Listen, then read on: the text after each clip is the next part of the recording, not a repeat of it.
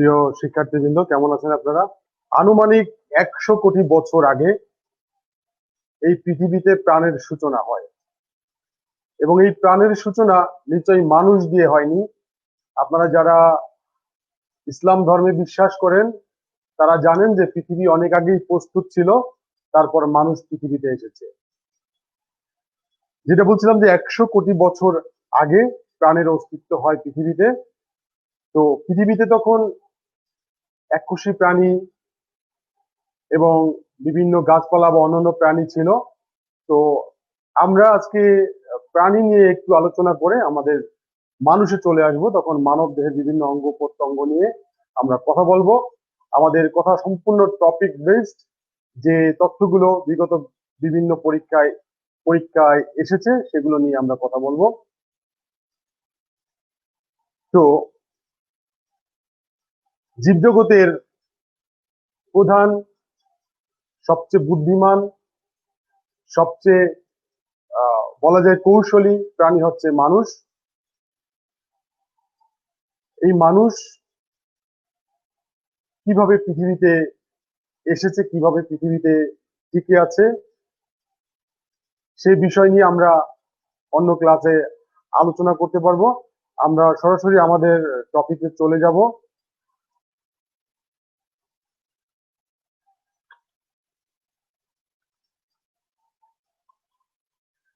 হ্যাঁ, যেটা বলছিলাম যে পৃথিবীতে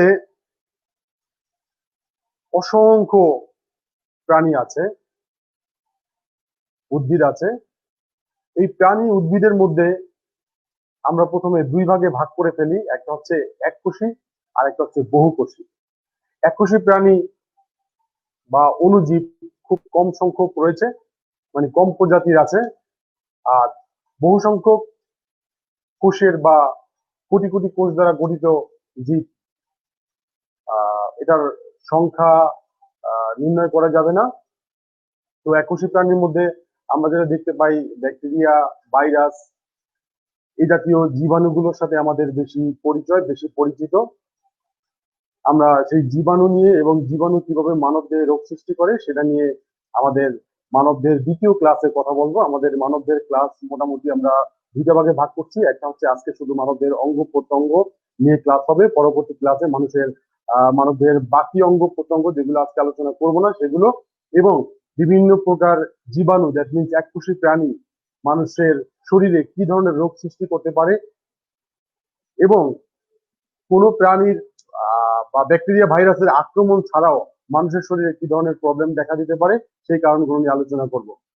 আমরা জানি যে সমগ্র পৃথিবীতে যত উদ্ভিদ, প্রাণী, অণুজীব যা আছে সবাই কোষ দ্বারা গঠিত।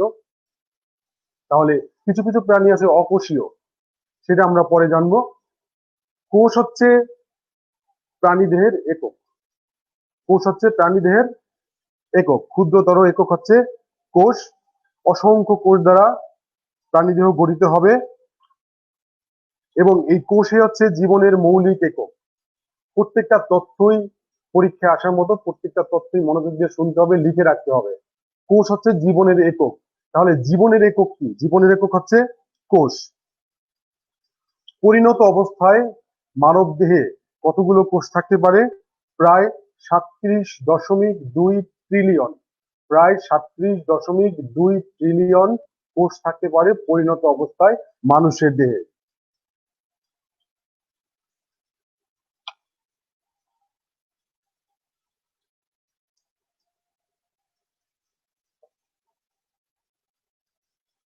37.2 ট্রিলিয়ন কোষ আছে পরিণত মানুষের দেহে। আর এই কোষের মধ্যে কি হয়? কোষের মধ্যে প্রাণীর জন্য মূলত রান্না বান্না হয়। আমরা যেমন রান্না বান্না করে খেয়ে জীবন ধারণ করি, কোষ সেখানেও রান্না বান্না হয়। সেটা কিভাবে হয়? কোষের মধ্যে আমরা যে বিভিন্ন ধরনের খাদ্য গ্রহণ করি, এই খাদ্য পরিপাক হওয়ার পরে যে যা উৎপন্ন হয়, যেমন আমিষ আমিষ পরিপাক হওয়ার পরে সেটা একটা ক্ষুদ্র অণুতে পরিণত হয়। আবার কার্বোহাইড্রেট, সেটা পরিপাক হওয়ার পরে আরেকটা ভিন্নধর্মী ক্ষুদ্র অণুতে রূপান্তরিত হয়, সেগুলো রক্তের মধ্য দিয়ে কোষে যায়। কোষে গেলে আমাদের শ্বাস প্রশ্বাসের মাধ্যমে আমরা যে অক্সিজেন গ্রহণ করি, সেই অক্সিজেন গুলো আবার কোষের ভিতরে যায়। এরপর কি হয়, কোষের মধ্যে সেটা রাসায়নিক বিক্রিয়া হয়। রাসায়নিক বিক্রিয়ার ফলে কার্বন ডাই অক্সাইড উৎপন্ন হয় এবং উৎপন্ন হয় কি, শক্তি। সেই শক্তি দিয়ে আমরা চলি। এই জন্য কোষকে জীবনের মৌলিক একক বলা হয়। আর কোষের এই পাওয়ার হাউস, কোষের একটা পাওয়ার হাউস আছে, কোষের পাওয়ার হাউসের নাম হচ্ছে মাইটোকন্ড্রিয়া। মাইটোকন্ড্রিয়া লিখে রাখেন।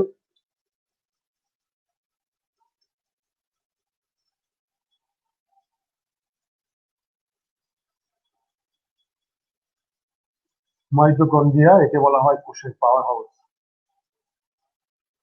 পরীক্ষা আসার মতো কোশ্চেন।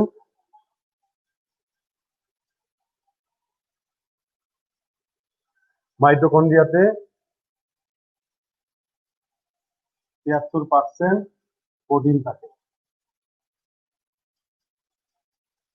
মাইটোকন্ড্রিয়াতে 73% প্রোটিন থাকে। তাহলে কোষের পাওয়ার হাউস হচ্ছে মাইটোকন্ড্রিয়া, জীবনের একক হচ্ছে কোষ, কোষের পাওয়ার হাউস হচ্ছে মাইটোকন্ড্রিয়া। মাইটোকন্ড্রিয়ার মধ্যে 73% প্রোটিন থাকে।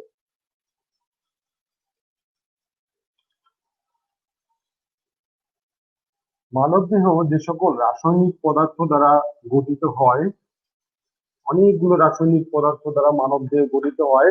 তার প্রধান তিনটি উপাদান হচ্ছে কার্বন, ক্যালসিয়াম, কার্বন, ক্যালসিয়াম এবং আরেকটা হচ্ছে ফসফরাস। মানবদেহে অনেকগুলো উপাদান থাকে, প্রধান উপাদান হচ্ছে কার্বন, ক্যালসিয়াম এবং ফসফরাস।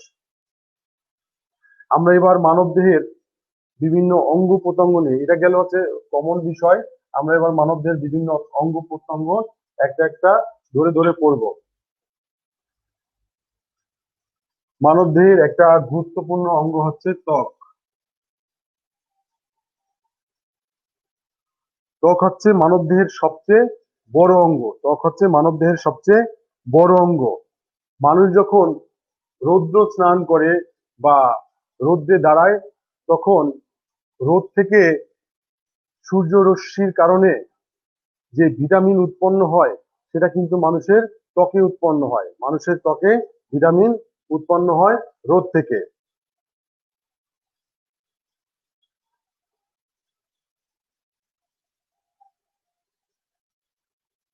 এবার লিখে রাখেন ত্বকের তিনটি ত্বকের তিনটি এটাকে কি বলা হয়, একটা হচ্ছে ভিতরের অংশ, আরেকটা হচ্ছে বাইরের দিকে থাকে, আরেকটা হচ্ছে মানে একটা মাঝখানের অংশ থাকে, একটা ভিতরের দিকে থাকে, আরেকটা হচ্ছে বাইরের দিকে থাকে। ত্বকটা এইভাবে তিনটা পার্ট নিয়ে গঠিত।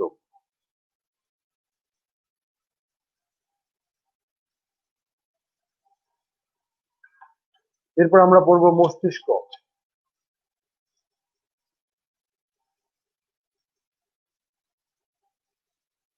মস্তিষ্ক, আমি মূলত আজকে যে তথ্যগুলো, কারণ হচ্ছে মানব দেহ নিয়ে আপনাদের পড়তে গেলে মানব দেহ ইন্টারমিডিয়েটে বড় একটা চ্যাপ্টারই আছে, যেটা অনেকগুলো ক্লাস আছে, তারপরেও মানব দেহ শেষ হয় না। ইন্টারমিডিয়েটের চ্যাপ্টার প্রায় অর্ধেক। আর জানেন মেডিকেল সায়েন্স তো পুরো মানব দেহ নিয়েই পড়ে, সুতরাং মানব দেহের সব কিছু আমাদের জানার দরকার নাই।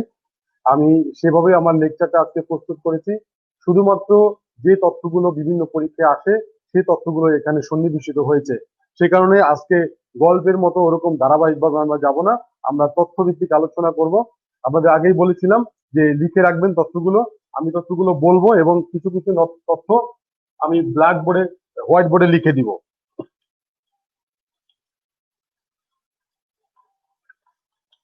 প্রথমত, মস্তিষ্ক হচ্ছে স্নায়ুতন্ত্রের অংশ। আর স্নায়ুতন্ত্রের একক হচ্ছে নিউরন। নিউরন, স্নায়ুতন্ত্রের একক হচ্ছে নিউরন। মস্তিষ্ক হচ্ছে স্নায়ুতন্ত্রের পার্ট, বা স্নায়ুতন্ত্র থেকে অ্যাকচুয়ালি মস্তিষ্ক থেকে শুরু করে আমাদের ঘাড়ের পেছন দিক দিয়ে আমাদের যে আহ এটাকে কি বলে স্কেলেটন আছে, সেটার ভিতর দিয়ে মেরুদণ্ডের ভিতরে দেখবেন যে যে হাড়গুলো আছে, হাড়গুলোর মাঝখানে ফাঁকা আছে। সেই ফাঁকার ভিতর দিয়ে স্নায়ু রজ্জু নামে একটা রজ্জু, যেটার দৈর্ঘ্য হচ্ছে 18 সেন্টিমিটার। এটাও পরীক্ষা আসে। এই 18 সেন্টিমিটার স্নায়ু রজ্জুটা মূলত মস্তিষ্ক থেকে শুরু হয়ে আমাদের মেরুদণ্ডের ভিতর দিয়ে নিচের দিকে চলে গেছে। আর এই জন্য, আর এই যে স্নায়ু রজ্জুটা তৈরি হলো, বা আমাদের সারা শরীরে যে সিস্টেম আছে, যে আমাদের কোথাও যদি একটা পিঁপড়া কামড় দেয়, তাহলে আমাদের কি হয়, মস্তিষ্কে সেই তথ্যটা পৌঁছে যায়। আর মস্তিষ্ক মূলত কি করে, তথ্য গ্রহণ করে, তথ্য প্রসেস করে, এরপর সমগ্র শরীরকে নির্দেশ দেয়। যেমন ধরেন আপনি বসে আছেন, আপনার পায়ে একটা মশায় কামড় দিল। এই মশা কামড় দেওয়ার আপনি কিন্তু চোখে দেখেননি, কারণ আমাদের মানুষকে যদি কম্পিউটারের সাথে একটু তুলনা করা যায়, তাহলে কম্পিউটার যেমন ইনপুট ডিভাইস আছে, কিবোর্ড, মাউস, এরকম মানুষের ইনপুট ডিভাইস আছে। মানুষ কান দিয়ে শুনে, এটা একটা ইনপুট ডিভাইস। এই কান দিয়ে শুনে এটা যায় কোথায়, মস্তিষ্কে। আপনাকে কেউ ভালো কথা বললো নাকি খারাপ কথা বললো, আপনি কান দিয়ে শুনলেন, এই শব্দটা মস্তিষ্কে যাওয়ার পরে মস্তিষ্ক এটা বিবেচনা করবে এটা ভালো কথা না খারাপ কথা, এটা কি রিয়েক্ট করা যায়, কি রিয়েক্ট করা যায় না। অনুরূপভাবে যেটা বলছিলাম, যে আপনাকে একটা মশায় যদি কামড় দেয়, সেটা মুহূর্তের মধ্যে, আপনার পায়ে কামড় দিলে মুহূর্তের মধ্যেই সেই খবরটা কোথায় চলে যায়, মস্তিষ্কের কাছে চলে যায়। মস্তিষ্ক কি করে, সেটা বিবেচনা করে যে এখন কি আহ পদ্ধতিতে এটা প্রতিহত করা যায়, বা কি ব্যবস্থা নেওয়া যায়। তখন মস্তিষ্ক যদি মনে হয় যে না, মশাটা অলরেডি উড়ে চলে গেছে, সেটাও ওইখান থেকে সংবাদ মস্তিষ্কের কাছে চলে যায়। আর যদি মস্তিষ্ক মনে হয় যে না, মশাটাকে মারতে হবে, তাহলে সে একটা হাতকে নির্দেশ দিবে। দেখবেন যে আপনারা একটা হাত অলরেডি মানে অটোমেটিকলি রেডি হয়ে গেছে, এবং সেখানে একটা থাপ্পড় মেরে দিয়েছে। এই যে কাজগুলো খুব অল্প সময়ের মধ্যে, সেকেন্ড বা মিলি সেকেন্ডের মধ্যে আপনার হয়ে যাচ্ছে। এই ইনপুট গ্রহণ করা, এরপরে ডিসিশন দেয়া, এগুলো প্রসেস করা, কি ডিসিশন দিবে, এগুলো হচ্ছে মস্তিষ্কের প্রধান কাজ। মস্তিষ্ক তার মূলত 3টি পার্ট আছে। এই 3টি পার্ট দিয়ে মস্তিষ্ক এই কাজগুলো করে থাকে। আমরা মস্তিষ্কের প্রধান 3টি পার্ট নিয়ে আলোচনা করব না, আমরা জাস্ট জেনে রাখবো।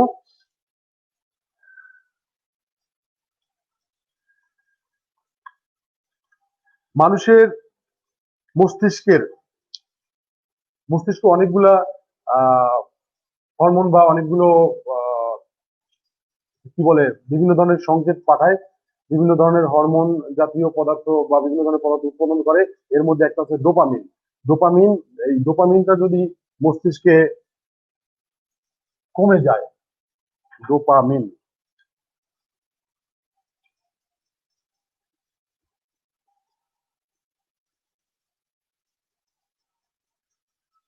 এই ডোপামিনটা যদি কমে যায়, তাহলে কি হয়,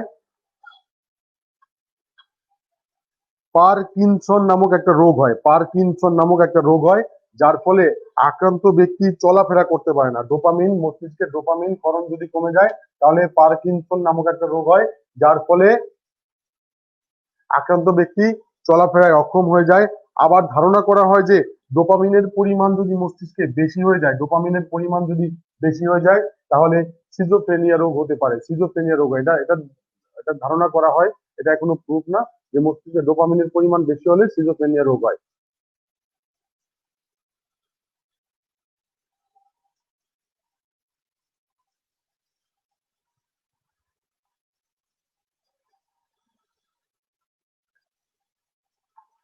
মস্তিষ্কের সাথে স্নায়ুর একটা অতপ্রত সম্পর্ক, আমরা একটু আগেই বললাম। এই স্নায়ুর যদি 4/1 ক্ষতিগ্রস্ত হয়, স্নায়ু কোষের 4/1 যদি ক্ষতিগ্রস্ত হয়, তাহলে মস্তিষ্কের ক্ষমতা কমতে থাকে। কিভাবে? আপনার স্নায়ুর একক আমরা কি পড়লাম? স্নায়ুর একক হচ্ছে, বা আমাদের যে সিস্টেম আছে, যেই সিস্টেমের মাধ্যমে আমাদের শরীরের প্রত্যেকটা অংশ থেকে মস্তিষ্কে খবর পৌঁছে যায়, সেটার একক হচ্ছে নিউরন। তাহলে নিউরন যদি কমে যায়, বা স্নায়ু কোষ যদি ধ্বংস হয়ে যায়, তাহলে মস্তিষ্কের কার্যক্ষমতা কমে যায়। কারণ মস্তিষ্কে সঠিক সময় তথ্য পৌঁছতে পারে না, বা তথ্য প্রাপ্তি বাধাপ্রাপ্ত হয়। মস্তিষ্কের প্রসেসিং ক্ষমতা কমে যায়, এবং মস্তিষ্কে যে রিয়াক্ট করবে তথ্য পাওয়ার পরে, তথ্যের উপরে যে ব্যবস্থা নিবে, সেটাও কমে যায়। তাহলে আমরা জানি যে 4/1 যদি স্নায়ু কোষ ক্ষতিগ্রস্ত হয়, 4/1, তাহলে মস্তিষ্কের কার্যক্ষমতা কমে যেতে শুরু করে। একটু আগে বলেছিলাম যে আমাদের স্পাইনাল কর্ড, যেটা আমাদের মস্তিষ্ক থেকে শুরু হয় মেরুদণ্ডের ভিতর দিয়ে নিচের দিকে চলে গেছে, সেই স্পাইনাল কর্ডের দৈর্ঘ্য হচ্ছে 18 ইঞ্চি। 18 ইঞ্চি। এটি হচ্ছে প্রধান স্নায়ু। স্নায়ু যতগুলো যে এটি হচ্ছে প্রধান স্নায়ু। এটাকে স্নায়ু রজ্জু বলা হয়। এটাকে স্নায়ু রজ্জু বলা হয়।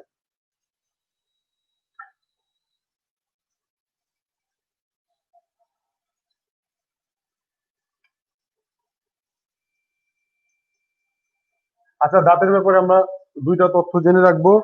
একটি পূর্ণবয়স্ক মানুষের দাঁত কতটা হতে পারে, এটা সম্বন্ধে মনে হয় কারো কোনো কনফিউশন নাই বা কারো অজানা নেই। একজন পূর্ণবয়স্ক মানুষের দাঁত কতটা হতে পারে, কতটা দাঁত হয়?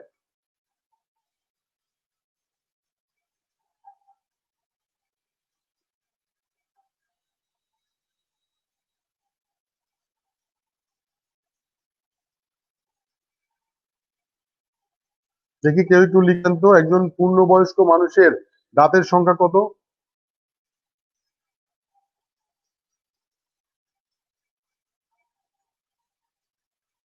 পূর্ণবয়স্ক মানুষের দাঁতের সংখ্যা 32টি। হুম, ভেরি গুড। পূর্ণবয়স্ক মানুষের দাঁতের সংখ্যা হচ্ছে 32টি। আর মানুষের শরীরের সবচেয়ে শক্ত অংশ কোনটি? মানুষের শরীরের সবচেয়ে শক্ত অংশ কোনটি, সেটি কোথায় থাকে? এটাও সবার জানার কথা। মানুষের শরীরের,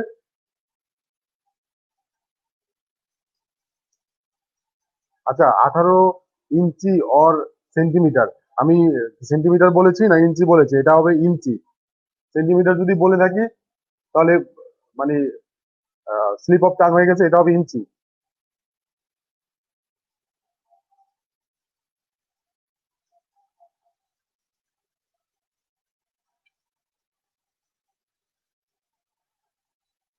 ইয়েস, একজন উত্তর করেছেন এনামেল। হ্যাঁ, এখন আমরা একটু জানতে চাই যে এনামেলটা কোথায় থাকে।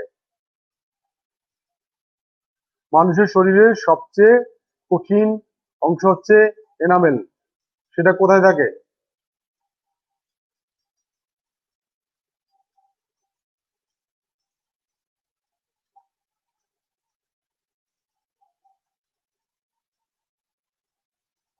সেটা দাঁতে থাকে।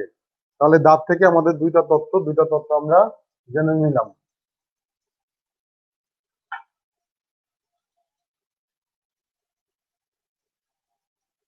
এরপর হচ্ছে কান। কানের কাজ কি? শরীরে কান না থাকলে কি হতো? কানের কাজ হচ্ছে, প্রধান দুইটা কাজ হচ্ছে শ্রবণ এবং দেহের ভারসাম্য রক্ষা করা। কানের কাজ হচ্ছে শোনা এবং দেহের ভারসাম্য রক্ষা করা।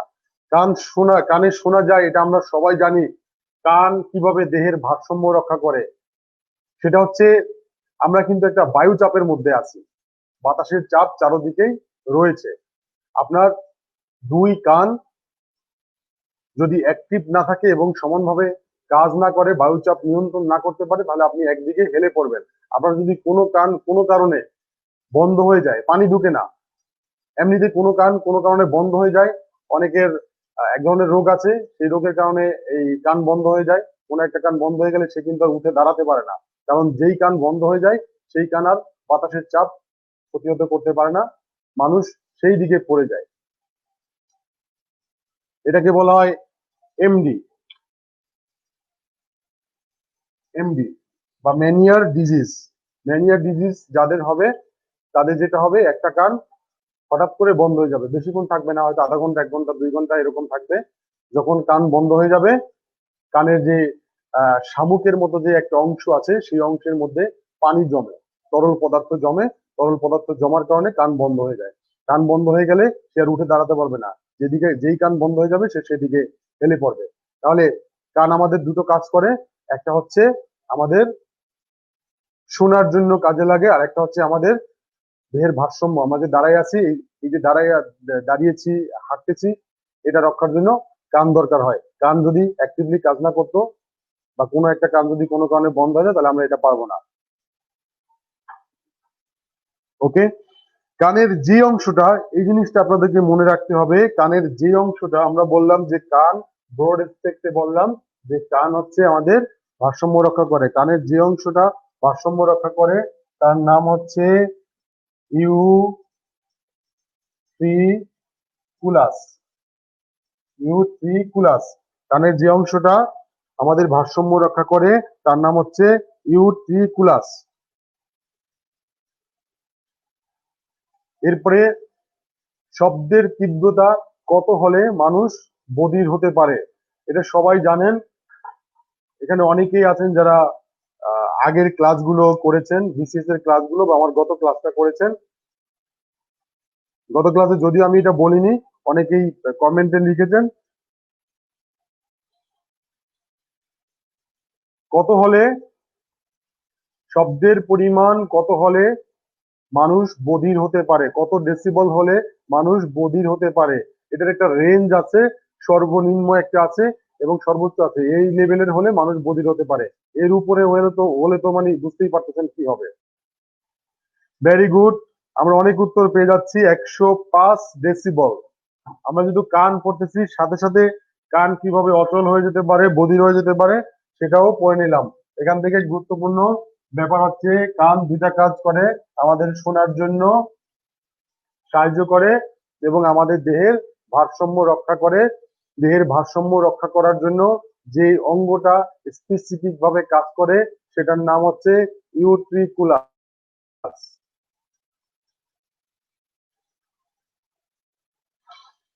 ওকে, এবার আমরা দেখব পেশি।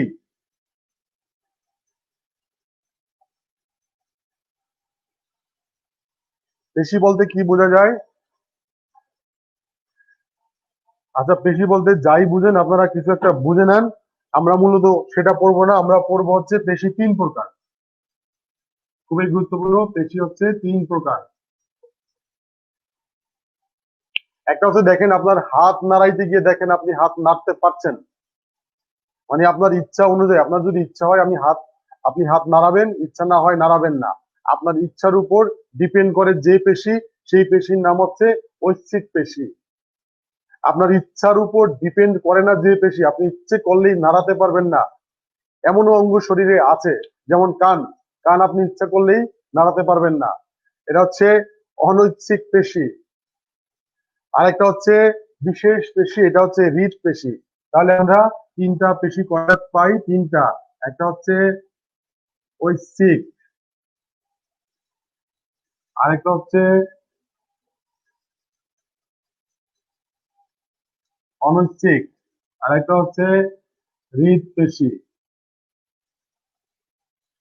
ঐচ্ছিক পেশি, অনৈচ্ছিক পেশি এবং হৃদ পেশি। পেশি 3 ধরনের: ঐচ্ছিক পেশি, অনৈচ্ছিক পেশি, হৃদ পেশি।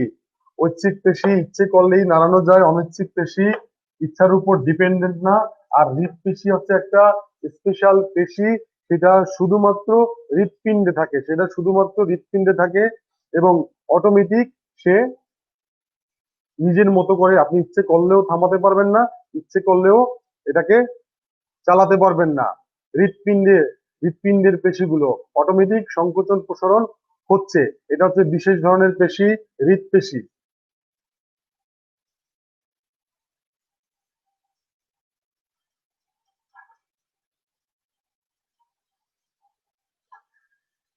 এরপরে হচ্ছে ইন্দ্রিয়।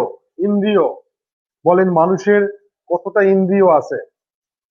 সব আমি পড়াবো না, মাঝে মাঝে আপনাদের কাছ থেকে আমি অনেক কিছু জেনে নিব। মানুষের ইন্দ্রিয় কতটি আপনারা লিখে জানান, আমি শিখে নেই মানুষের ইন্দ্রিয় কতটি।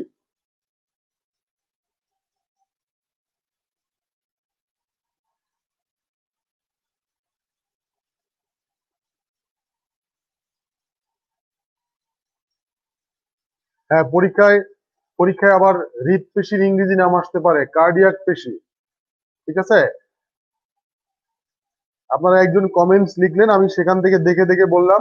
হৃৎপেশির ইংরেজি নাম হচ্ছে কার্ডিয়াক পেশি। পরীক্ষায় এটাও আসতে পারে, যেহেতু কার্ডিওলজি অনেক আলোচনা হয়। ঠিক আছে, এই জন্য এটা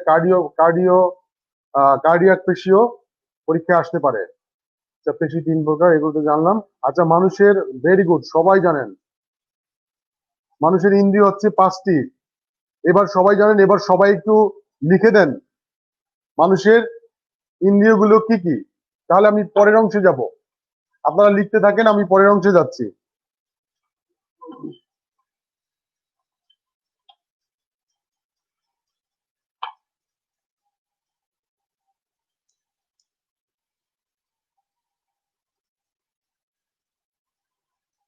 পাঁচটি, ঠিক আছে, পাঁচটি ইনফরমেশন গুলো 2-3 বার করে বলেন।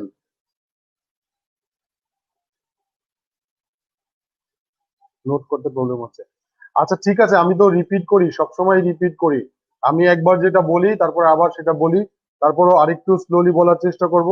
আসলে নোট করাটা ইম্পর্টেন্ট, কারণ হচ্ছে যেই তথ্যগুলো আমি নিয়ে আসছি শুধুই তথ্য, কোনো গাল গল্প নাই, একদম খাঁটি তথ্য পরীক্ষা আসার জন্য, এবং এগুলো নোট করতেই হবে।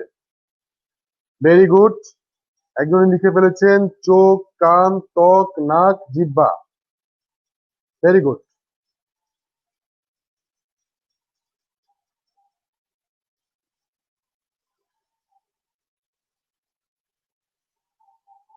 আরেকজনে লিখেছেন স্যার আমার যখন 18 বছর বয়স তখন আমার 32টা দাঁত হয়েছে। ভেরি গুড, এটা তো ভালো।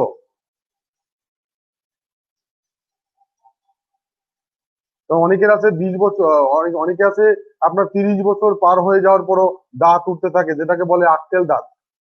ওই দাঁত ওঠার আগ পর্যন্ত মানুষের জ্ঞান বুদ্ধি সবকিছু পরিপক্ক হয় না, মানুষ কমপ্লিট ম্যাচিউর হয় না। তো আপনার যেহেতু 18 বছর বয়সেই সেটা হয়ে গেছে, এটা অত্যন্ত খুশির সংবাদ। আর এটা কেন হয়েছে সেটা আমি বলতে পারবো না, কারণ ভাই আমি কেমিস্ট্রির ছাত্র, আমি মেডিকেল সায়েন্সের স্টুডেন্ট না। মেডিকেল সায়েন্সের স্টুডেন্ট হইলে বা মেডিকেল সায়েন্স যারা পড়ায়, ডাক্তার বা এই বিষয়ে যারা গবেষণা করে, তারা হয়তো বলতে পারতো। হুম। আমরা এখন দেখব কোষ কিভাবে শক্তি উৎপাদন করে। হ্যাঁ, ছোট্ট একটা রাসায়নিক বিক্রিয়া দেখবো আমরা, কোষ কিভাবে শক্তি উৎপাদন করে। আমরা এটার আগে, কোষ কিভাবে শক্তি উৎপাদন করে তার আগে আরেকটা জিনিস পড়ে আসলে ভালো হয়, পরিপাক। আমরা তো বিভিন্ন ধরনের খাবার খাই, হ্যাঁ, এই খাবারের 6টা উপাদান আছে। এই 6টা উপাদানের সবকিছু আমাদের পরিপাক করতে হয় না। আপনারা একটু কাইন্ডলি বলে দেন যে খাবারের 6টা উপাদান কি কি। আমি বলে দিলাম খাবারের 6টা উপাদান আছে, 6টা উপাদান কি কি একটু কমেন্টে লিখে দেন। লিখে দিলে সুবিধা হবে কি, দুইটা সুবিধা, আমার বলতে হবে না, লিখতে হবে না। আর সেকেন্ড হচ্ছে যারা নোট করছে তাদের জন্য উপকার হবে, কারণ তারা পরবর্তীতে কমেন্ট দেখে দেখে নোট করতে পারবে।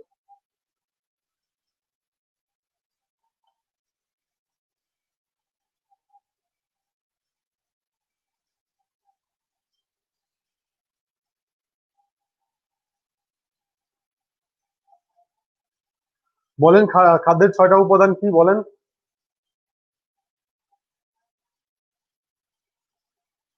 6টা উপাদান আপনারা বলতে পারলে আমি আপনাদেরকে শিখিয়ে দিব যে কোন খাদ্য পরিপাক হয়ে কি হয় এবং সেখানে কোন কোন এনজাইম কাজ করে। Very good. একজন লিখে ফেলেছেন আমিষ, শর্করা, চর্বি, ভিটামিন, খনিজ লবণ এবং পানি।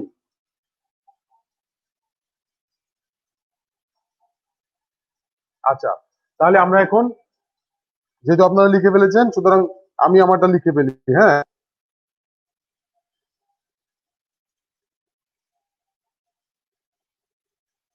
আর যে অঙ্গগুলোর সমন্বয়ে পুরা পরিপাক কার্যক্রম সম্পূর্ণ হয় সেগুলোকে বলে পরিপাক তন্ত্র। সেগুলোকে কি বলে, পরিপাক তন্ত্র।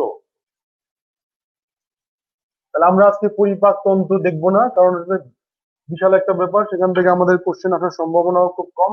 আমরা শুধু দেখবো যে কোন খাদ্য পরিপাক হয়ে কি হয়।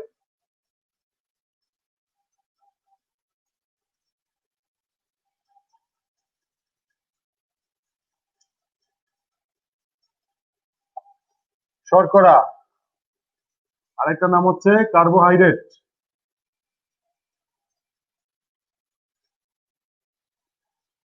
আচ্ছা, আমি দুইটা না লিখে আমার জায়গায় হবে না। শর্করা বা কার্বোহাইড্রেট, আমিষ বা প্রোটিন, আমিষ বা প্রোটিন। এরপরে তেল চর্বি যাই বলেন, এটাকে আমরা স্নেহ বলি।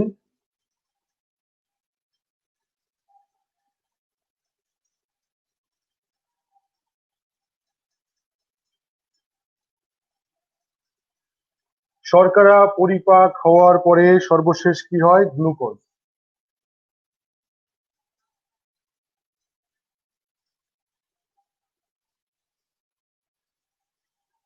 শর্করার খাবার কি কি আছে, যেমন আমরা ভাত, রুটি, চিনি যেগুলো খাই সবগুলো শর্করার মধ্যে পড়ে। আপনারা এগুলো না খেয়ে সরাসরি গ্লুকোজও খেতে পারেন, তাহলে আপনাদের পেটের কষ্ট করতে হবে না, শরীরের কষ্ট করে পরিপাক করতে হবে না, সরাসরি গ্লুকোজ খেয়ে ফেলবেন। আমিষ থেকে কি হয়? Amino acid.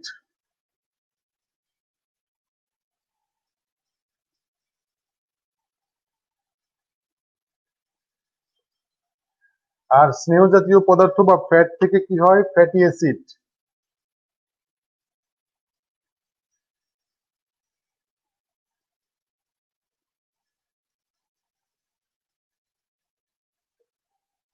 Very good.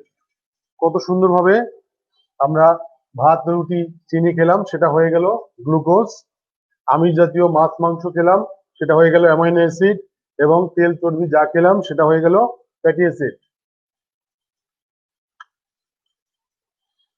এখন আমিষ শর্করা পরিপাকের জন্য যে এনজাইম গুলো দরকার সেটার একটার নাম হচ্ছে টায়ালিন।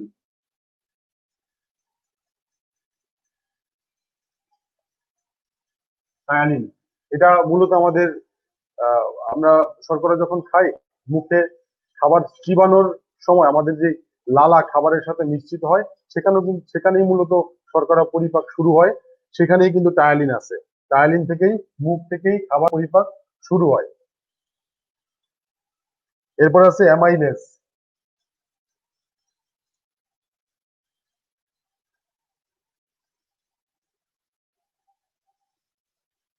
Ptyalin, amylase. আমিষ পরিপাকের জন্য আছে ট্রিপসিন, পেপসিন।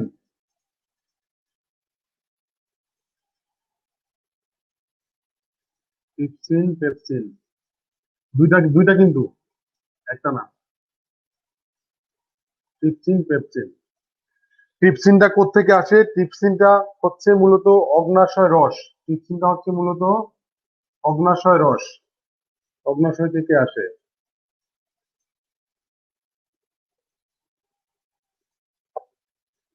ওকে, অগ্ন্যাশয় রস। আর স্নেহ জাতীয় পদার্থ, এটা পরিপাক করার জন্য আমাদের দরকার হয় লাইপেজ।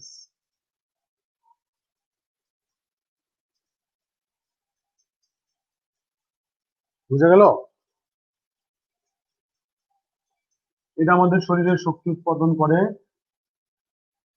আর এটা হচ্ছে আমাদের শরীরে যে বিভিন্ন ধরনের হরমোন বা অন্য জাতীয় যে পদার্থগুলো আছে সেগুলো উৎপাদনে সহায়তা করে। আমরা এখন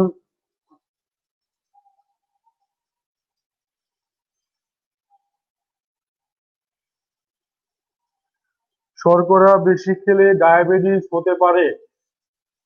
বইয়ে হাজারবার বলা আছে এই তথ্য ভুল। শর্করা বেশি, চিনি আপনার আপনার যতদিন ডায়াবেটিস হয়নি ততদিন পর্যন্ত আপনার ডায়াবেটিস হবে না। চিনি ইচ্ছে মতো খেতে পারবেন, কোনো সমস্যা নেই। আমার আমার যেটা সাজেশন সেটা হচ্ছে, যতদিন পর্যন্ত না হয় ততদিন পর্যন্ত ইচ্ছা মতো মিষ্টি, চিনি যা খুশি তা খেয়ে ফেলেন। যখন ডায়াবেটিস হবে তখন আপনারা বন্ধ করে দিবেন বা সীমিত পরিমাণে খাবেন। সুতরাং এগুলো খেলেই ডায়াবেটিস হবে না, ডায়াবেটিস হওয়ার পরে খাওয়া বন্ধ করতে হবে।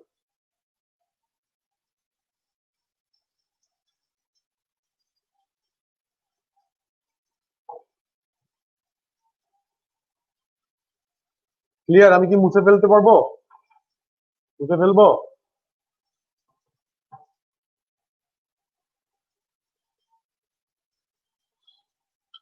আচ্ছা, এরপরে আরেকটা জিনিস আসে এখানে। দুধ, পাকস্থলীতে দুধ পরিপাক বা দুধ জমাট বাঁধা যাই বলি, এটার জন্য দরকার যে এনজাইমটা, তার নাম হচ্ছে রেনিন। রেনিন। সবাই একটু এটার দিকে একটু সুদৃষ্টি দেন। একা হওয়ার কারণে তাকে অবহেলা করবেন না। রেনিন পাকস্থলীতে দুধ পরিপাক করে বা জমাট বাঁধায়।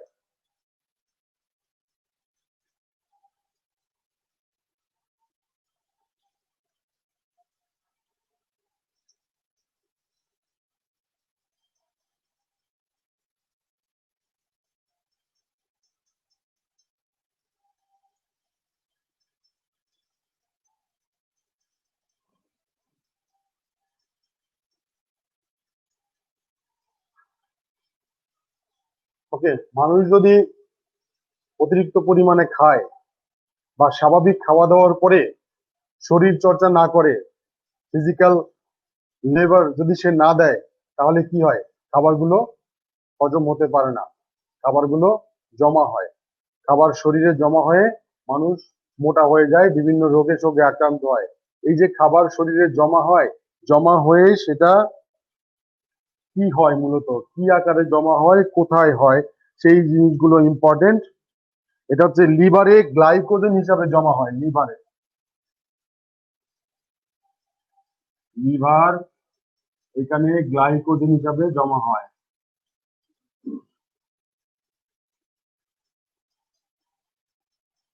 লিভারে গ্লাইকোজেন হিসাবে অতিরিক্ত গ্রহণকৃত খাদ্য বা আমরা যারা মানে শারীরিক পরিশ্রম করি না বা করার সুযোগ হয় না, তাদের খাবারটা এভাবে জমা হয়ে থাকে, অতিরিক্ত খাদ্য।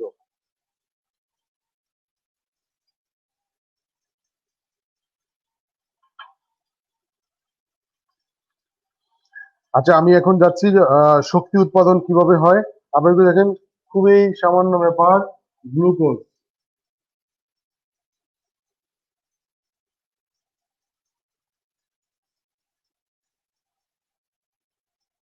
অক্সিজেনের সাথে বিক্রিয়া করে শক্তি উৎপাদন করে, প্লাস কার্বন ডাই অক্সাইড উৎপন্ন করে।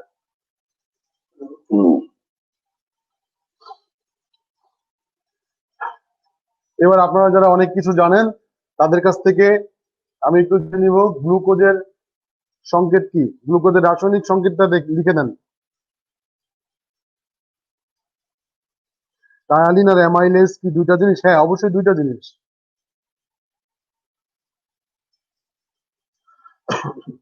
সরি,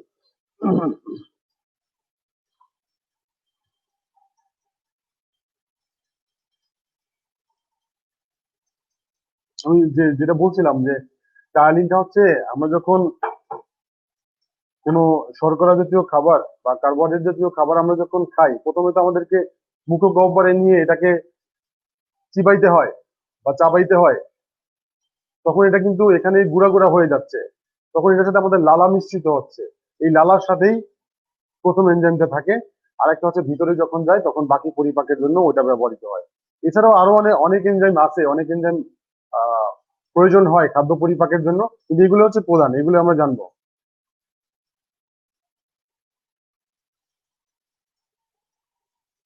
ভেরি গুড, সবাই জানে। C6, কার্বন হচ্ছে 6টা, হাইড্রোজেন হচ্ছে 12টা, অক্সিজেন হচ্ছে 6টা। আমি কি লিখবো না আপনারা কমেন্ট দেখে লিখে নেবেন? এটা হচ্ছে গ্লুকোজ। এই গ্লুকোজ অক্সিজেনের সাথে বিক্রিয়া করে শক্তি উৎপাদন করে।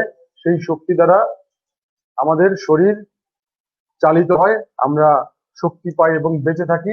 আর কার্বন ডাই অক্সাইড আমরা নিঃশ্বাসের সাথে বের করে দিই।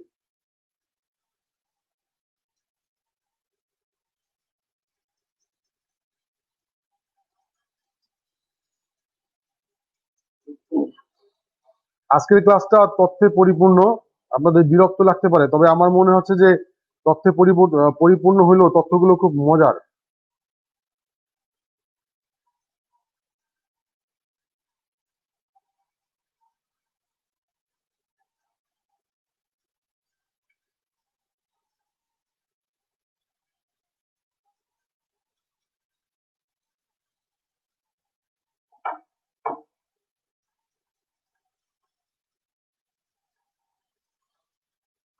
আমরা চলে যাই এবার মেরুদণ্ডে।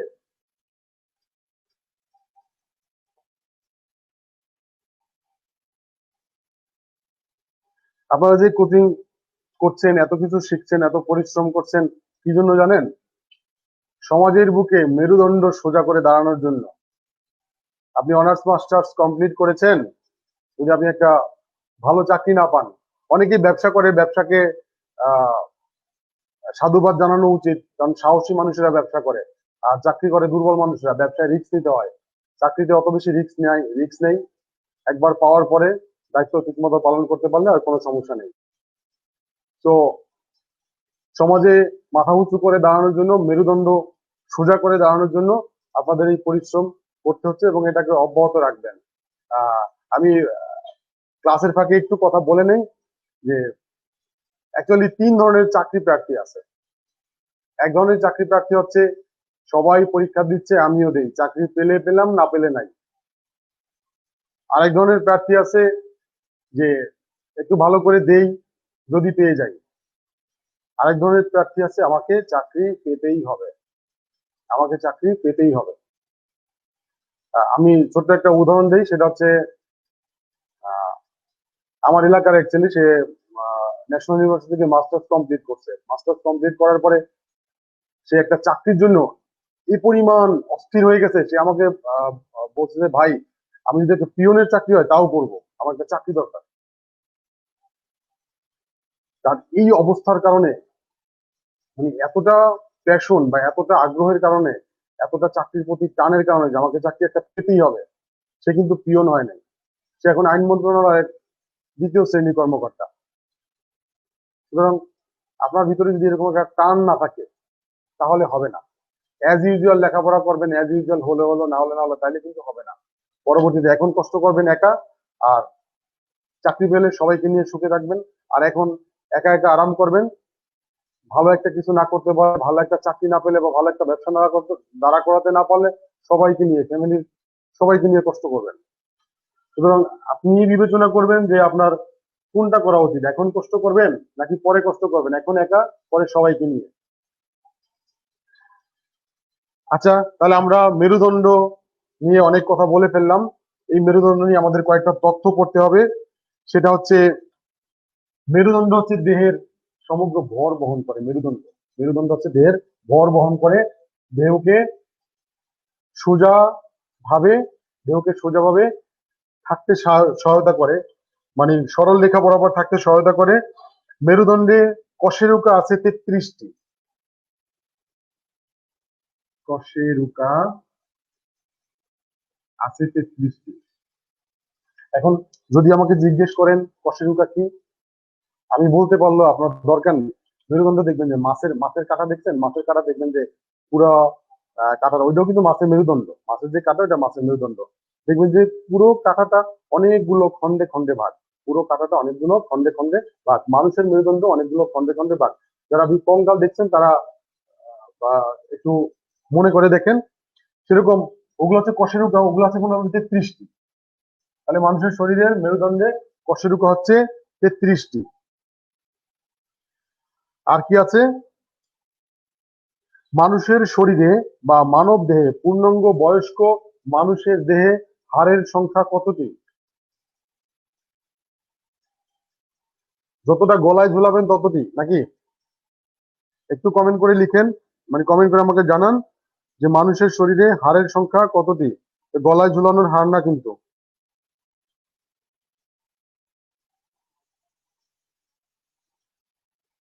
আপনারা এটা পারলে আমি আরেকটা গুরুত্বপূর্ণ কোশ্চেন শিখিয়ে দিব আজকে, এটা না পারলে শেখাবো না।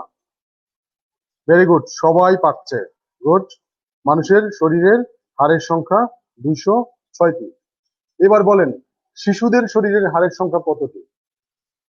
সদ্য জন্মগ্রহণ করা শিশু থেকে শুরু করে একটা পর্যায় পর্যন্ত শিশু আমরা যাদেরকে বলি, তাদের শরীরে হাড়ের সংখ্যা কতটি?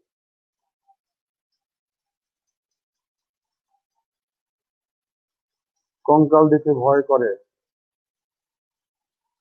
আচ্ছা, শিশুদের শরীরে হাড়ের সংখ্যা কতটি বলেন?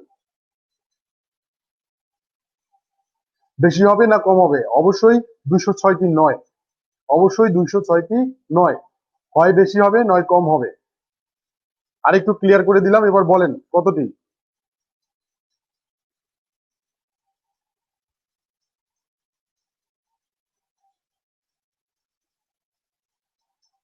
মানুষের শরীরের হাঁসের সংখ্যা, মানুষের শরীরে হাড়ের কি বলছি, হাড়ের সংখ্যা যদি 206টি হয়, তাহলে শিশুদের শরীরে কত হবে? অন্য শিশু না, মানব শিশু।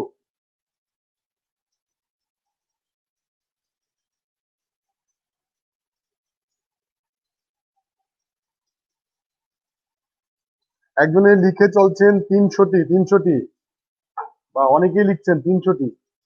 Very good. শিশুদের শরীরে হাড়ের সংখ্যা 300 থেকে 350টি। এখন একটা প্রশ্ন মাথায় আসে না যে কোন শিশুর শরীরে হাড়ের সংখ্যা 300টি, আবার কার হাড়ের সংখ্যা 350টি? আমরা তো সব শিশুকেই একরকম দেখতে পাই, তাহলে হাড়ের সংখ্যার এরকম পার্থক্য কেন? এটা হচ্ছে বয়সের উপর ডিপেন্ড করে।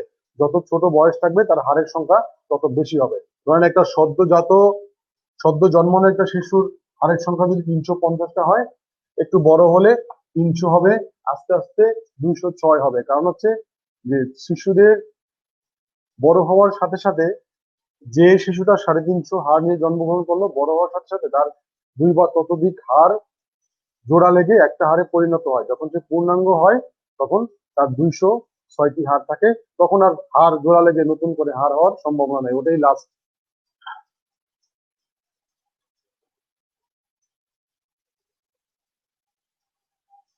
মেরুদণ্ডের ভিতর দিয়ে মস্তিষ্ক থেকে নিচ পর্যন্ত কি যায়? কমেন্ট করেন। মেরুদণ্ডের ভিতর দিয়ে, যেটার দৈর্ঘ্য 18 ইঞ্চি। লিখে ফেলেন।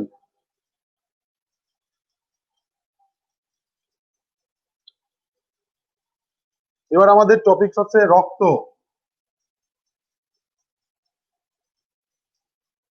এবার আমাদের টপিক হচ্ছে রক্ত। রক্ততে আমরা কি পড়বো? রক্ত কাকে বলে আমাদের না জানলেও চলবে। রক্ত হচ্ছে এক ধরনের লাল বর্ণের ক্ষারীয় পদার্থ বা যোজক কলা। সুতরাং আমরা ওইটা না জানি, আমরা প্রথমেই জানি রক্তকে 2 ভাগ করা যায়। একটা হচ্ছে রক্ত রস, আর একটা হচ্ছে রক্ত কণিকা। রক্ত রস, রক্ত কণিকা।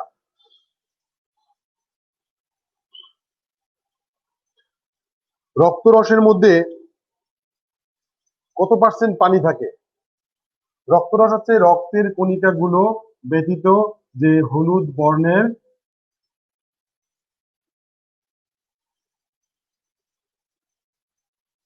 বর্ণের জলীয়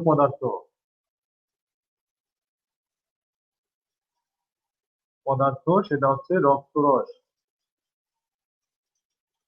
শরীরে কোথাও কেটে গেলে দেখবেন যে রক্ত বের হয়। রক্ত যদি একটু জমাট বাঁধে, দেখবেন যে জমাট বাঁধা রক্তের বাইরে কিছু তরল পদার্থ জমা হয়। এটা হচ্ছে আপনার রক্তরস। তখন ওই রক্তের অনুচক্রিকার কারণে আহ রক্তের কণিকাগুলো একত্রিত হয়ে জমাট বেঁধে যায়, রক্তরসটা আলাদা হয়ে যায়। তাহলে এটা হচ্ছে হলুদ বর্ণের জলীয় পদার্থ। আর পানির মধ্যে রক্তের মধ্যে পানির পরিমাণ কত, আর রক্তের পিএইচ কত? পিএইচ কি আপনারা কি জানেন? পিএইচ এটা আমরা কেমিস্ট্রি কোনো চ্যাপ্টার পড়লে তখন জানবো। অ্যাসিডের পিএইচ কত, ক্ষারের পিএইচ কত, পানির পিএইচ কত। আমরা বিস্তারিত না জানি, যেহেতু রক্ত পিএইচ কত এটা আমাদের জানা দরকার। রক্ত যেহেতু আমরা বলছি, একটু তথ্য আমি দিয়ে নেই পিএইচ নিয়ে। সেটা হচ্ছে পিএইচ যার 7, পিএইচ যার 7 সেটা হচ্ছে অ্যাসিডও না, ক্ষারও না। 7 থেকে 8 এর দিকে বাড়া শুরু করলে সেটা হচ্ছে ক্ষার, আর 7 থেকে যদি কম হয় তাহলে সেটা হচ্ছে অ্যাসিড। যেহেতু বলেই ফেলছি, একটু লিখে ফেলেন। হ্যাঁ, পিএইচ, পিএইচ যার 7 সে হচ্ছে নিরপেক্ষ, অ্যাসিডও না, ক্ষারও না। আর 7 থেকে উপরের দিকে গেলে, বাড়তে থাকলে সেটা হচ্ছে ক্ষার, কমতে থাকলে সেটা হচ্ছে অ্যাসিড। কমতে কমতে কত দূর পর্যন্ত যেতে পারবে? 0 পর্যন্ত যেতে পারবে। বাড়তে বাড়তে কত দূর পর্যন্ত যেতে পারবে? 4 দুগুণে 14 পর্যন্ত যেতে পারবে।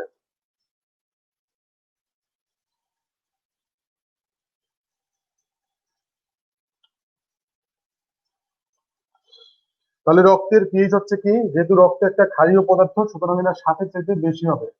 7.2 থেকে 7.4। এটা বিভিন্ন মানুষের বিভিন্ন কারণে এতটুকু পার্থক্য হতে পারে, এটা বড় কোনো বিষয় না। 7.2 থেকে 7.4 এটা হচ্ছে স্বাভাবিক রক্তের পিএইচ। একজন পূর্ণবয়স্ক মানুষের শরীরে কত লিটার রক্ত থাকতে পারে? একজন পূর্ণবয়স্ক মানুষের শরীরে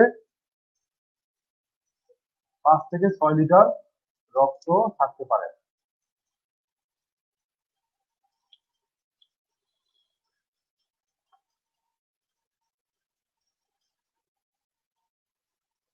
তাহলে রক্তরস যেটা দেখলাম, রক্তরসে জলীয় পদার্থের পরিমাণ হচ্ছে 90%। 90%।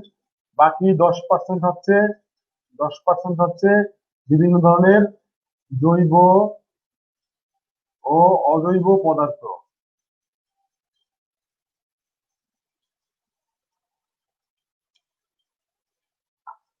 এতটুকু কমপ্লিট হলো কার কার? এখানে কিন্তু অনেক তথ্য আছে, বিভিন্ন এলোমেলো হয়ে গেছে, আপনারা একটু গুছিয়ে লিখে ফেলেন। তারপর আমি রক্তরস, রক্তকণিকা আলাদা আলাদা এবং এদের বৈশিষ্ট্য যেগুলো পরীক্ষা আছে সেগুলো নিয়ে আলোচনা করব।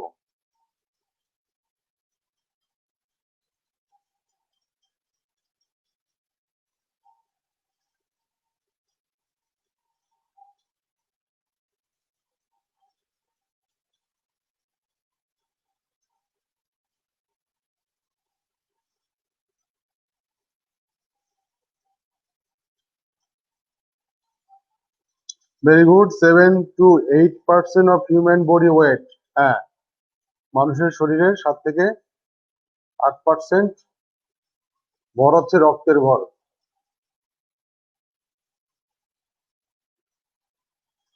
এবার একটা তথ্য বলেন, আমি এখানে লিখবো না, সেটা হচ্ছে মানুষের শরীরের স্বাভাবিক রক্তচাপ কত? মানুষের শরীরে স্বাভাবিক রক্তচাপ কত এবং রক্তচাপ পরিমাপ করা হয় কোন যন্ত্র দিয়ে? দুইটা তথ্য আপনারা কমেন্টে লিখেন, দুইটা তথ্য। ভেরি গুড, লেখা শেষ। তাহলে আমি মুছে ফেলি।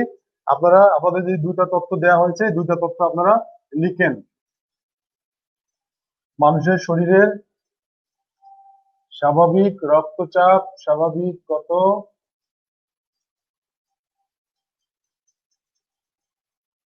আর হচ্ছে এটা পরিমাপ করা হয় কোন যন্ত্র দিয়ে, সেই যন্ত্রের নাম।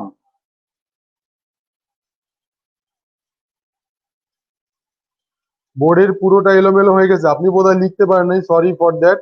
আপনি একটু কমেন্ট থেকে দেখে ফেলেন, আশা করি বুঝতে পারবেন।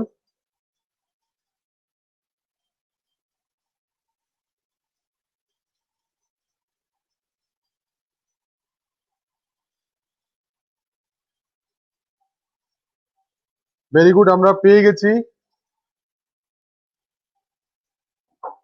আচ্ছা, আমরা পরের টপিকে যাই, রক্তকণিকা নিয়ে কথা বলি। আমাদের সময়ও তো 1 ঘন্টা হয়ে গেছে। আমরা রক্তকণিকা নিয়ে কথা বলি। হ্যাঁ, রক্তকণিকা, 3 ধরনের রক্তকণিকা আছে। লোহিত রক্তকণিকা, শ্বেত রক্তকণিকা, অনুচক্রিকা।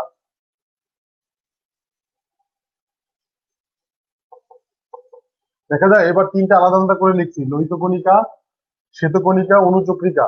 কারণ তিনটার বৈশিষ্ট্য লিখবো, তিনটার গুরুত্বপূর্ণ তথ্য লিখবো, এই জন্য তিনটা আলাদা আলাদা করে লিখছি।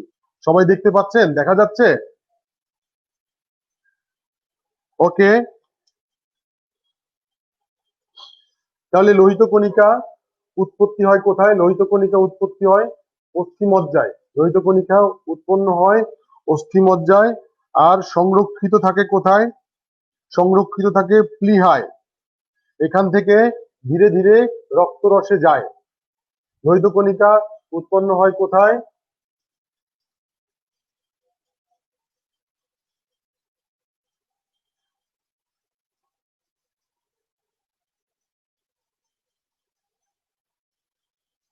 লিখে বলেন, লোহিত কণিকা উৎপন্ন হয় অস্থিমজ্জায়, সঞ্চিত থাকে প্লীহায় এবং এখান থেকে অনুচক্রিকা, সরি, এখান থেকে রক্তরসে যায়।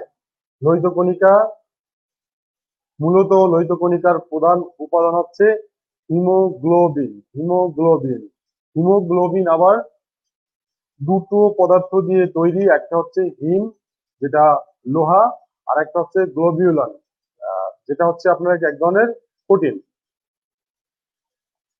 Globulin protein. লোহিত কণিকা,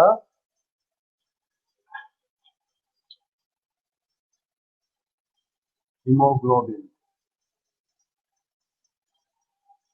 মূলত এই হিমোগ্লোবিনের যে লোহাটা আছে, এই লোহা বা হিমের কারণে এটাকে লাল দেখায়। তাহলে হিম আছে কত পার্সেন্ট? আমরা একটু দেখে নিই। হিম আছে 4%, আর প্রোটিনটা আছে 96%, হিম হচ্ছে 4%।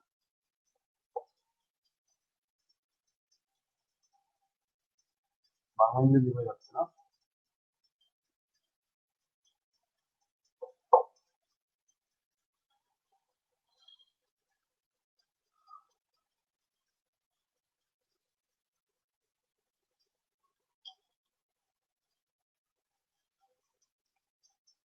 ওকে, যারা নোট করছেন একটু একটু দ্রুত লিখতে হবে। পরীক্ষায় তো আপনাকে দ্রুত সিদ্ধান্ত নিতে হবে, এভাবে সব কাজ একটু দ্রুত করতে হবে। যদিও আমি লেকচারটা একটু স্লো দিচ্ছি, তারপর আপনার একটু দ্রুত হলেই কিন্তু হয়ে যাবে। আচ্ছা, আমরা এখন দেখবো লোহিত কণিকা কি করে। লোহিত কণিকা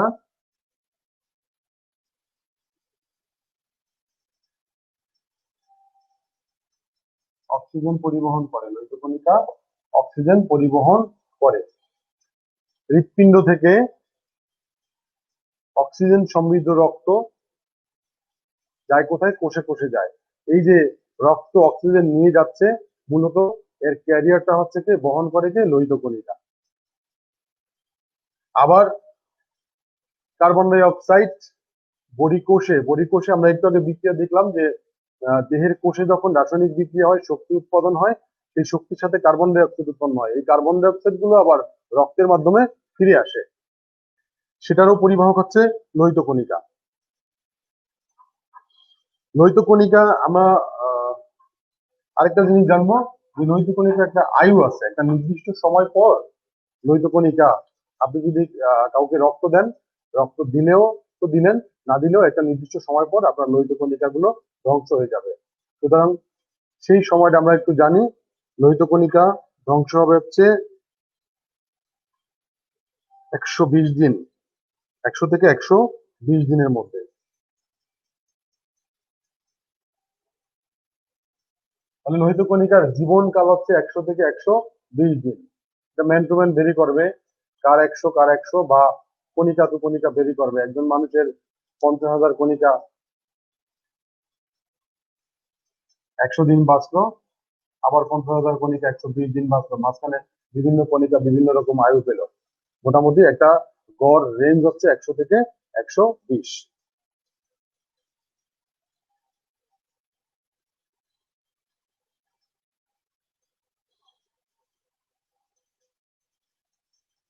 এই যে লোহিত কণিকার আমরা যে দেখলাম হিমোগ্লোবিন, এই হিমোগ্লোবিন কমে গেলে কি হবে? হিমোগ্লোবিন কমে গেলে অ্যানিমিয়া নামক একটা রোগ হবে। অ্যানিমিয়া,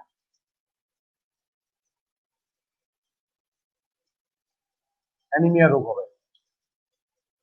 রক্তের হিমোগ্লোবিন, বিশেষ করে হিমটা কমে গেলে অ্যানিমিয়া নামক রোগ হবে। লোহিত কণিকা থেকে আমাদের আর কিছু নেই পড়ার, আমরা যাব শ্বেতকণিকা।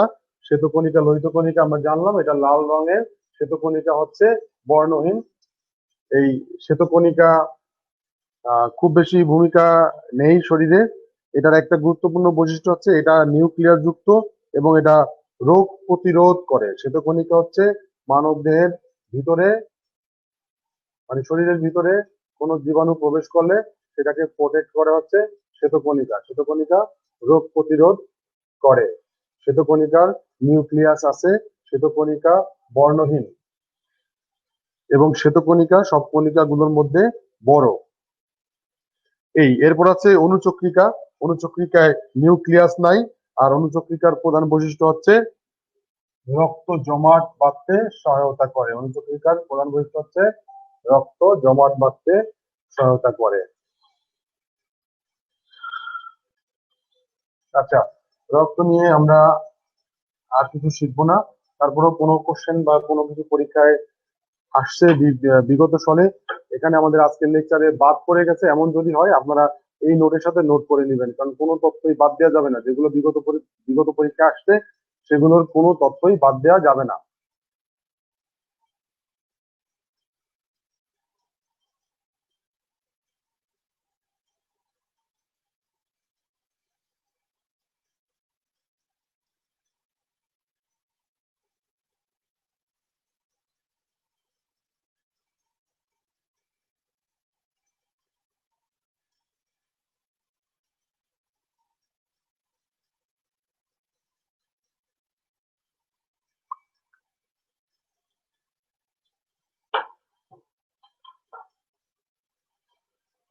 আমরা আরো কিছু বিষয় দেখব।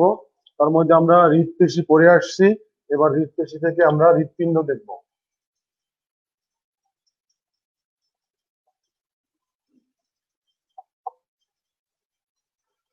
হৃদপিণ্ডের বৈশিষ্ট্য হচ্ছে, হৃদপিণ্ডের থেকে যে তথ্যগুলো আমরা পড়বো সেটা হচ্ছে হৃদপিণ্ডের 4টা প্রকোষ্ঠ থাকে। হৃদপিণ্ডের 4টা প্রকোষ্ঠ থাকে। হৃদপিণ্ড হৃদপেশি দ্বারা গঠিত। হৃদপিণ্ড সারা শরীরে রক্ত পাম্প করে সারা শরীরে ছড়িয়ে দেয়, এবং হৃদপিণ্ডের অবস্থান হচ্ছে বুকের মাঝখানে হৃদপিণ্ড থাকে কিছুটা বাম দিকে, বুকের কিছুটা বাম দিকে হৃদপিণ্ডের অবস্থান। আর আরেকটা ধারণা অনেকের মধ্যে প্রচলিত আছে যে হার্ট অ্যাটাক এবং স্ট্রোক, অনেকেই মনে করে যে এই রোগ দুটো কাছাকাছি, আবার অনেকেই মনে করে যে হার্ট অ্যাটাক হৃদপিণ্ডে হয়, এটা তো বুঝে, স্ট্রোক ও হৃদপিণ্ডে হয়। অ্যাকচুয়ালি স্ট্রোক হচ্ছে মস্তিষ্কের রোগ, স্ট্রোক মস্তিষ্কে হয়, আর হার্ট অ্যাটাক হৃদপিণ্ডে হয়। হৃদপিণ্ডে যখন আপনার যেই পাম্প করে রক্ত চলাচল, মানে রক্ত সারা শরীরে ছড়িয়ে দেয়, এটা যদি সে কোনো রকম ফেইলিউর করে, এটাই হচ্ছে হার্ট ফেল। আর স্ট্রোক হচ্ছে কোনো কারণে অতি উদ্বিগ্ন হয়ে যাওয়া বা অন্য কোনো কারণে মাথার ভেতরে অসংখ্য জালিকার মতো অসংখ্য রক্তের শিরাধমনী আছে, এগুলো যখন বিভিন্ন কারণে ফেটে যায়, ফেটে গিয়ে যখন মাথার ভিতরে রক্তাক্ত হয়ে যায়, বা রক্তাক্ত না হলে যখন এগুলো আঘাত হয়, তখন মানুষ স্ট্রোক করে। স্ট্রোক বিভিন্ন ধরনের হতে পারে, মৃদু হতে পারে, বড় হতে পারে, সেটা ডিপেন্ড করে হচ্ছে মস্তিষ্কের ভিতরে কি পরিমাণ আঘাত প্রাপ্ত হয়েছে, কি পরিমাণ রক্তক্ষরণ হচ্ছে, সেটার উপর ডিপেন্ড করে। তাহলে স্ট্রোক হচ্ছে মস্তিষ্কের রোগ, আর হচ্ছে আহ কি বললাম, হৃদরোগ বা এটাকে কি বলে,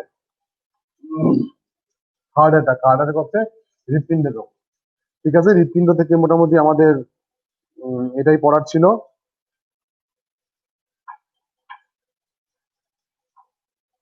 এবার আমরা পড়বো শিরা আর ধমনী। শিরা ধমনী, আপনারা মনে হয় শিরা ধমনী সম্বন্ধে জানেন, নাইন টেনের সাধারণ বিজ্ঞানেও আছে, আবার বায়োলজিতে তো আছেই।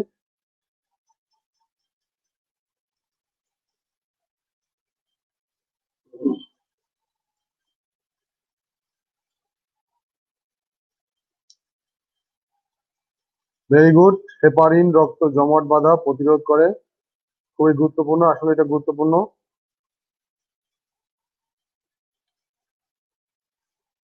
তাহলে অনুচক্রিকার শত্রু হচ্ছে হেপারিন। রক্তের মধ্যে দুটোকে ছেড়ে দিলে কি হবে, লিখেন। হেপারিন হচ্ছে রক্ত জমাট বাঁধতে প্রতিরোধ করে, আর অনুচক্রিকা রক্ত জমাট বাঁধতে সহায়তা করে। দুটো একসাথে থাকলে কি হবে?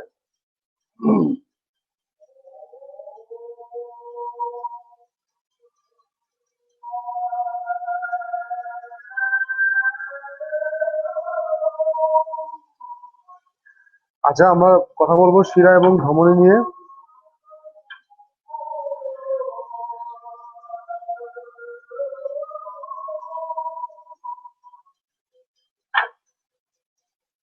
শিরা হচ্ছে আপনার দেহকোষে রাসায়নিক বিক্রিয়া হওয়ার ফলে যে কার্বন ডাই অক্সাইড উৎপন্ন হয়, সেই কার্বন ডাই অক্সাইড সমৃদ্ধ রক্ত হচ্ছে, রক্ত বহন করে হচ্ছে কি, শিরা। শিরা থাকে মানুষের শরীরের বাইরের অংশের দিকে। আপনারা যদি কারো হাত পায়ে দেখেন যে কোনো আমাদের অনেকে এটা রগ বলে, আসলে রগ বলতে কিছু নাই, ওগুলো ওগুলো হচ্ছে শিরা বা ধমনী। ধমনীটা দেখা যায় না, ধমনীটা থাকে দেহের অভ্যন্তরে, আর শিরা থাকে দেহের বাইরের দিকে। দেখবেন যে বাইরে ফুলে আছে বা এরকম লাইন দেখা যাচ্ছে, এগুলো হচ্ছে অ্যাকচুয়ালি শিরা।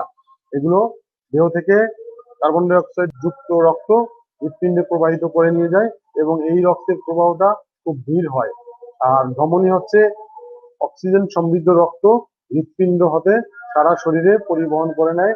এই হৃৎপিণ্ড যেহেতু পাম্প করে রক্তগুলোকে চারদিকে ছড়িয়ে দেয়, সেজন্য এটার স্পিডটা খুব দ্রুত থাকে। যখন দেখবেন যে কোথাও কেটে যাওয়ার পরে ফিনকি দিয়ে রক্ত বেরোচ্ছে, তখন বোঝা যাবে এটা শিরা, শিরা না, এটা ধমনী কেটে গেছে।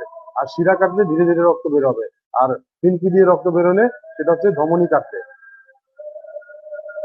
এখন এই শিরা ধমনী যেই কাজ করে, আমি বললাম যে আপনার অক্সিজেন যুক্ত রক্ত বহন করে শিরা, অক্সিজেন যুক্ত রক্ত বহন করে ধমনী, এবং কার্বন ডাই অক্সাইড যুক্ত রক্ত বহন করে শিরা। এর ব্যতিক্রম আছে। এর ব্যতিক্রম হচ্ছে ফুসফুসীয় শিরা, শিরার কি বহন করার কথা? শিরার কার্বন ডাই অক্সাইড যুক্ত রক্ত বহন করার কথা, কিন্তু ফুসফুসীয় শিরা কি করে? অক্সিজেন যুক্ত রক্ত বহন করে। অনুরূপ ভাবে ফুসফুসীয় ধমনীর অক্সিজেন যুক্ত রক্ত বহন করার কথা, ব্যতিক্রম হচ্ছে ফুসফুসীয় ধমনী, সে অক্সিজেন যুক্ত রক্ত বহন না করে কার্বন ডাই অক্সাইড যুক্ত রক্ত বহন করে। এটা কেন করে বিস্তারিত ব্যাখ্যা দিতে গেলে আপনাকে মানবদেহের এই মানে কি বলে হৃৎপিণ্ডের পুরা কার্যক্রম পড়তে হবে। আমাদের আসলে ওগুলো দরকার নেই, জাস্ট যা জানা দরকার অতটুকুই জানি।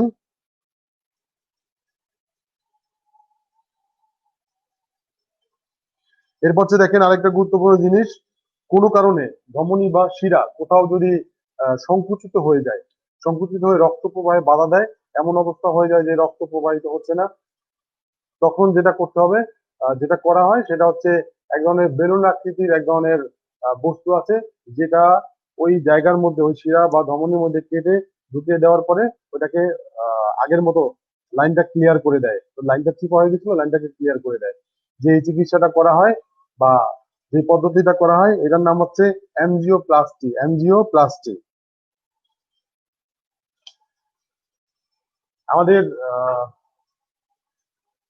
আলোচ্য বিষয় আজকে এখানে শেষ হবে না, আমরা নেক্সট ক্লাসে যেগুলো বাকি থেকে যাবে, অনেক কিছুই বাকি রয়ে গেছে, সেগুলো নিয়ে আলোচনা করব, এবং একই সাথে আমাদের বিভিন্ন রোগ এবং রোগের প্রতিষেধক বা ঔষধ, রোগ কেন হচ্ছে চিন্তা করবো, যেগুলো সেটা হচ্ছে ডিএনএ আরএনএ। ডিএনএ আরএনএ এর ফুল মিনিং হচ্ছে রাইবোনিউক্লিক অ্যাসিড এবং রাইবোনিউক্লিক অ্যাসিড। ডিএনএ হচ্ছে ডিঅক্সি রাইবোনিউক্লিক অ্যাসিড, আরএনএ হচ্ছে রাইবোনিউক্লিক অ্যাসিড। এখন ডিএনএ এর গঠনটা হচ্ছে, এটা আমাদের না জানলেও চলতো, তারপর আমরা একটু দেখি, এরকম বহু বছর আগে আঁকছে, এখন আঁকতে পারবো না অবশ্য।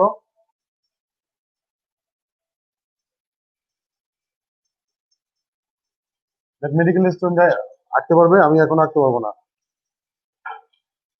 বায়োলজি পড়েছিলাম কখন? বায়োলজি পড়েছিলাম বহু আগে, তারপর বিসিএস এর প্রিপারেশনের সময় আবার একটু আঁকাআঁকি হয়েছিল রিটেন পরীক্ষার জন্য, এরপর সেটাও বহুদিন চলে গেছে। যেটা বলছিলাম, এটা হচ্ছে একটা দ্বি হেলিক্স গঠন। হ্যাঁ, দ্বি হেলিক্স গঠন, এরকম ডাবল ইয়ে থাকবে, এরকম ডাবল থাকবে, এটাকে বলা হয় দ্বি হেলিক্স গঠন। আপনারা ইন্টারনেটে একটু সার্চ করে নেবেন, গুগলে পাবেন দ্বি হেলিক্স গঠন, ডিএনএ এর গঠন লিখলেই চলে আসবে, তখন ওখান থেকে ছবিটা দেখলে দ্বি হেলিক্স বা ডাবল হেলিক্স, দ্বি মানে দুইটা, ডাবল তো বুঝতেই পারতেছেন, এটা আপনারা দেখে নিলে আপনারা বুঝতে পারবেন। আমাদের তথ্যটা জানা দরকার, সেটা জানি। সেটা হচ্ছে আপনার ওয়াটসন এবং ক্রিক ডিহেলিক্স বা ডাবল গঠন এটা আবিষ্কার করেন, এই জন্য তাদেরকে ডিহেলিক্স কাঠামোর জনক বলা হয়। সরি, ওয়াটসন এবং ফ্রান্সিস, পুরা নামটা আমরা লিখে দিই, কারণ অনেক সময় পুরো নাম আসে, তখন অর্ধেক পড়লে বাকিটা মনে থাকবে না, মনে হবে যে এটা তো পড়ি নাই। জেমস ওয়াটসন, আছে ফ্রান্সিস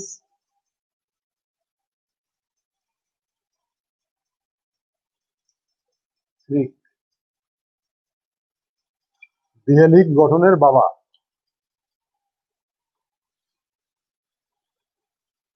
আর ডিএনএ এর গঠন প্রথমে উপস্থাপন করেন হচ্ছে ফ্রেডরিক মাস্টার, লিখে নেন, ফ্রেডরিক মাস্টার। ডিএনএ এর গঠন এটা প্রথম উপস্থাপন করেন, আর ডিহেলিক্সটা উপস্থাপন করেন জেমস ওয়াটসন এবং ফ্রান্সিস ক্রিক। এগুলোর সাথে জিনের সম্পর্ক আছে, এগুলোর সাথে সম্পর্ক আছে ক্রোমোজোমের। আমরা সেখান থেকে একটা জেনে নেই। আপনারা জানেন যে মানুষের শরীরে 23 জোড়া ক্রোমোজোম আছে। ক্রোমোজোম হচ্ছে বংশগতির ধারক ও বাহক, এবং এই 23 জোড়া ক্রোমোজোমের মধ্যে 22 জোড়া হচ্ছে অটো। অটো মানে নারী পুরুষ উভয়ের মধ্যে 22 জোড়া সেম, এক জোড়া ডিফারেন্ট আছে। এই এক জোড়ার কারণেই, এক জোড়া আলাদা হওয়ার কারণেই কেউ নারী কেউ পুরুষ হয়। সুতরাং টোটাল হচ্ছে 23 জোড়া, 22 জোড়া হচ্ছে সেম, এগুলো অটোসোম বলে, আর এক জোড়া হচ্ছে ডিফারেন্ট ক্রোমোজোম।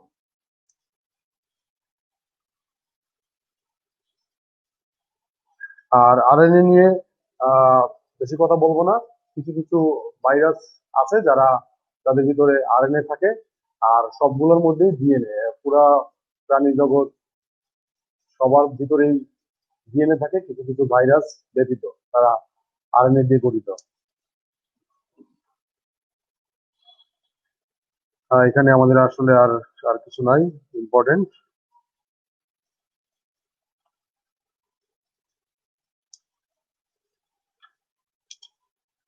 ওকে, আমাদের আজকের ক্লাস এই পর্যন্তই ছিল। মনোযোগ দিয়ে সবাইকে ক্লাস শোনার জন্য এবং পার্টিসিপেট করার জন্য। আপনাদেরকে শুধু শোনার জন্য আমি ধন্যবাদ দিতে চাই না, পার্টিসিপেট করার জন্য। কারণ প্রচুর কমেন্ট লিখেছেন, প্রচুর জিনিস আমি আপনাদেরকে জিজ্ঞেস করেছি, আপনারা সুন্দরভাবে উত্তর করেছেন। এগুলো অবশ্যই ধন্যবাদ পাওয়ার যোগ্য। আর পড়াশোনাটা আসলে আমার যেটা ধারণা এভাবেই করতে হয়, দুই পক্ষেরই ইন্টারাকশন থাকতে হয়। এক পক্ষ শুধু মানে টিচার শুধু বললো, স্টুডেন্ট শুধু শুনলো, এভাবে আসলে ভালো শিক্ষা হয় না। মানে গ্রাহক এবং প্রেরক দুজনকে অ্যাক্টিভ থাকতে হয়। ওকে ডিয়ার ক্যান্ডিডেটস, আমরা এখানে শেষ করব। সবাই ভালো থাকবেন, পরবর্তী ক্লাস ইনশাআল্লাহ দেখা হবে। আসসালামু আলাইকুম।